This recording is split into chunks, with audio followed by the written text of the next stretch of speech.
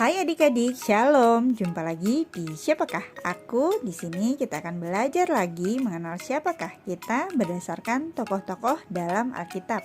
Kakak akan menceritakan petunjuk tentang seorang tokoh. Adik-adik tebak ya, siapakah tokoh aku yang kakak ceritakan? Langsung aja kita mulai. Siapakah aku?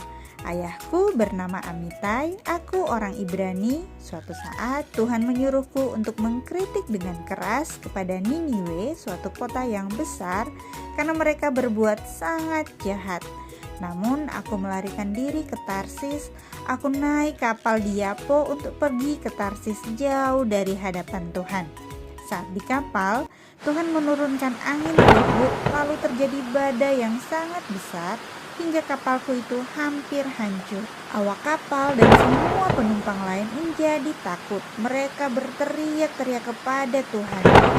Namun aku turun ke bagian kapal paling bawah, berbaring lalu tertidur nyenyak. Kemudian nahkoda datang. Dia menjadi heran kok aku bisa tidur saat ada badai di luar. Dia membangunkan aku dan menyuruhku berdoa juga kepada Tuhanku. Kemudian dilakukan pengundian untuk mengetahui siapakah penyebab malapetaka ini. Namakulah yang kena undi. Mereka bertanya tentangku dan apa yang aku perbuat hingga Tuhan menurunkan badai ini. Aku berkata, aku seorang Ibrani. Aku takut akan Tuhan, pencipta laut dan daratan. Aku melarikan diri jauh dari hadapan Tuhan, maka takutlah semua orang. Mereka bertanya apa yang harus mereka lakukan terhadapku biar laut reda.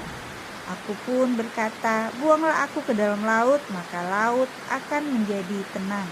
Namun mereka masih berusaha mendayung untuk kembali ke darat, tetapi mereka tidak sanggup karena laut semakin bergelora. Kemudian mereka memohon ampun pada Tuhan agar tidak menghukum mereka karena aku, dan kemudian mereka membuangku ke laut. Maka tenanglah laut. Orang-orang di kapal menjadi sangat takut kepada Tuhan, lalu mempersembahkan korban sembelihan. Tuhan menyiapkan ikan besar untuk menelan aku, dan aku tinggal dalam perut ikan 3 hari 3 malam. Dalam perut ikan aku berdoa kepada Tuhan. Setelah 3 hari, Tuhan memerintahkan ikan itu untuk memuntahkan aku ke daratan. Kemudian Tuhan berbicara kepadaku untuk kedua kalinya agar pergi ke Niniwe.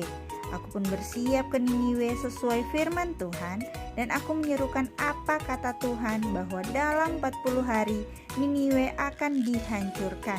Kemudian mereka bertobat dan Tuhan mengampuni mereka. Nah adik-adik, siapakah tokoh aku yang kakak ceritakan? Dia adalah Yunus. Dari kisah Yunus kita tahu bahwa Tuhan kita adalah Tuhan yang super power, penuh kuasa, dan Dia memiliki kuasa atas hidup kita, ciptaannya. Di dalam teguran Tuhan tetap ada kasih dan penyelamatan. Begitupun dengan orang tua kita, di dalam tegurannya ada kasih dan mau menyelamatkan hidup kita. Kita senantiasa berdoa buat orang tua, keluarga kita, guru-guru kita, agar semua diberi hikmat dan kebijaksanaan dari Tuhan, agar dapat menjadi perpanjangan tangan Tuhan mendidik dan mengajar kita semua. Tuhan Yesus mengasihimu. Amin. Sampai jumpa lagi. Bye-bye.